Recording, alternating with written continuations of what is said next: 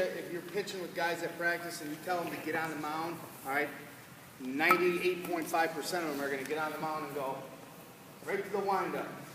No way, all right?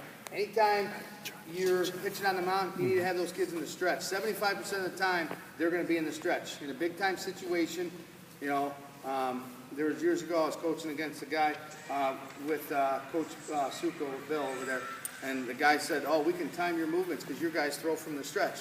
And I said, "Really?" I go, "How many guys in the major leagues only throw from the stretch? Any reliever is in the stretch all the time, so don't give me that crap." All right, put 75% of the time they're going to throw from the stretch, so put them in that. Because a guy, you know, he could be throwing a perfect game up, and he hits a guy. Oh, he's in the stretch. Put him in there to start, and then we can work on our mechanics. All right, Griff, face. You're going to face it this way, so put your foot on the rubber face. Basically, it starts with our pre-pitch setup. All right, he's gonna put his foot in there, and he's gonna stand straight up. We don't want this. All right, what we're trying to do is take out excess movement. The less the kid moves, the better it's going to be for him throwing strikes. You know, he gets up there, you know, mom's going to be in the stands and saying, throw a strike. Well, he's trying to throw strikes. Figure out what he's doing wrong to get him to throw strikes. Well, what he's going to do, stand up, he's going to take his sign, and all he's going to do is come set and move his foot about an inch and bring his hands to his chest. That's it. All right? That's it. All right? Put his hands back down at the side. Notice the foot will come back out, and he's in his he's out like this. So they should practice. Take your sign, come set. Take your sign, come set. Take your sign, come set. If you let him move his foot like this, all right, his foot's going to be there one time. It's going to be here one time. It's going to be here one time. Move it an inch. When he comes set, his foot should be a little wider and shoulder width apart. You want to be in a power position. You want to be a good balance. You don't want to move your feet closer together. All right. We don't want this. We don't want this. Yeah, that's good balance, but you're not getting. I want guys. Notice when he was hitting, it's the same. Pitching and hitting are the same. We're loaded back. We're trying to load that hip a little bit. As guys get older, I want them to drive that knee kind of to their belly button a little bit. All right. What he's probably going to do is we're going to lift that heel. All right. When we get ready to pitch, we're going to lift this heel under our knee. Go ahead and lift it. Can you hold it? All right. Lift the heel under the knee. This toe is nice and relaxed, and his eyes don't move. All right. Look over there for a second. Stay right there. All right. And see if you can hold it like that. All right. Look back there.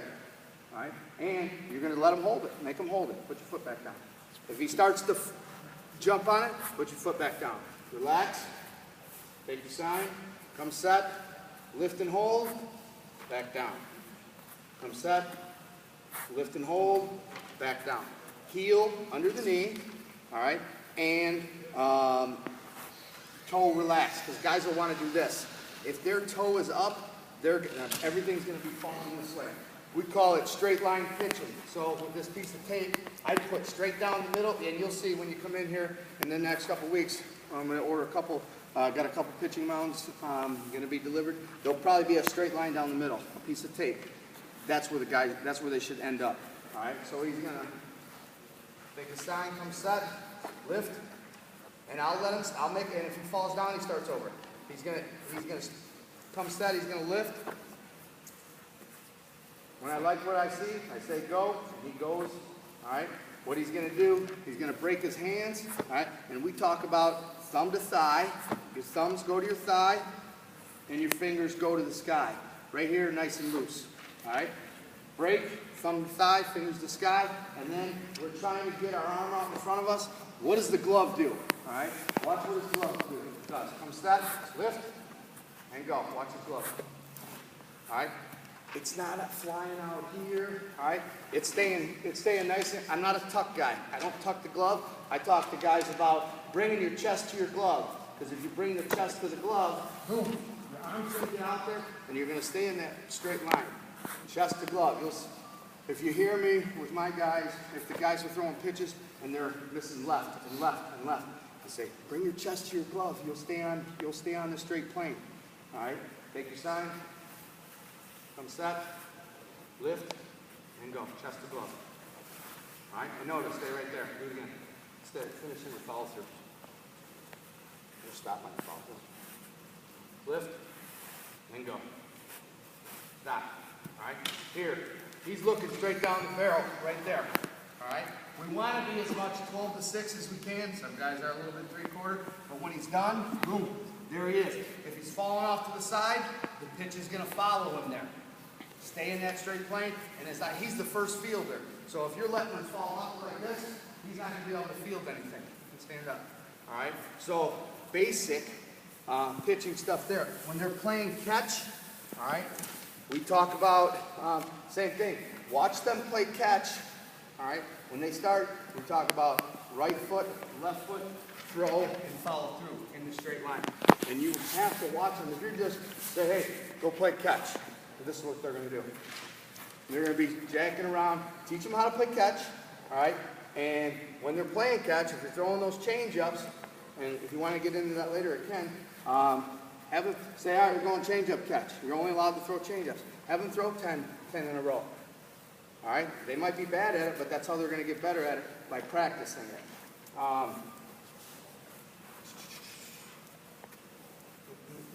Biggest key for these guys throwing strikes too are their eyes. Their eyes should stay on that target, lock into that target, all right? And then, because if their eyes are coming off it, I'll see a lot of guys do this. They'll lift and they'll be like this. They'll look down at the ground. Well, that's why they can't throw strikes. We don't tell them they're throwing to the glove. We tell them they're throwing to that dime-sized target inside the glove, all right? Because if you miss by an inch or two, at our level, that means it could cost you a game. Your level, kid might still hit it hard. You might still get them out, but you've got to hit spots. If we are going to throw to the outside corner, all right, we have that straight line down here. I tell the guys, if you're throwing to the outside corner, your foot should step to where you're throwing the baseball, because it's almost physically impossible when you lift, if you step straight down the middle, how am I going to throw that ball at the outside corner? My arm doesn't even come across that way. I got to step open a little bit, and boom, there I am, hitting to that outside corner. Because you'll see it with a lot of kids. If you call an outside pitch to a right-hander, and he's burying it in the dirt all the time, it's because he's stepping straight down the middle. He can't get his arm across his body. Tell him, step open a little bit, then you'll see the ball go out there. Because there's times when the count is 0-2, if we give up a hit, I'm on my way out there before that ball even hits the ground. So I'm like, what, we're giving up a hit on 0-2? Do I do it? I hate it.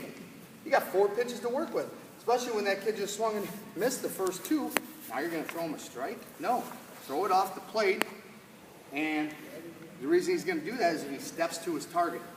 Make him throw inside as well, all right? Sometimes kids are afraid to throw that ball inside, all right? Practice it. John, are you big about getting the catcher, especially with the younger ones, because they're pitchers, just getting the catcher to set up maybe to help them with that? How do you feel about that? Oh, absolutely. Okay. I'm trying to think of what to do here. I call extra. I'll tell you, you'll hear it on my varsity. I don't call my pitches anymore. But if I call freeze, that's outside corner, right on the corner. If I call extra, that's 6 inches off the plate. And if I call extra, it's a foot off the plate. So maybe 1-2, you might be extra because you want to kind of nibble. 0-2, extra, I don't want it anywhere else. That tells your pitcher, all right, hey, let's go here, extra. So the pitcher hears you saying, all right, I can't throw a strike here. All right, step open, boom, get it out there. Because if you throw that ball in the dirt and it gets past, you don't give up 0-2 base hits at 8, 9, 10. You know, you can't. Because, I mean, you'll get those kids that'll be in there swinging. They'll swing, and if you throw it in that spot, they're going to hit it. You know, change something up. You know, a lot of it is change where the location is, but absolutely, move them off the plate. Okay. A lot of times too, from what I've noticed coaching travel ball is a lot of these umps, if a pitcher hits his spot, he'll give it. So if you have him lining up off the plate and he hits that spot, some of these umps are bad. Yeah. And they'll give it. Gary. Yeah. Jimmy. No, but and here's the thing, they're bad at the high school level, but if you're an older team, like I've got some tendencies, I got some things you could do that, I'll tell you what, 90% of the time they're giving you that call. Or I mean, Bill, we do it all the time, we kind of sit there and laugh, but I outthink the kid that's in there hitting.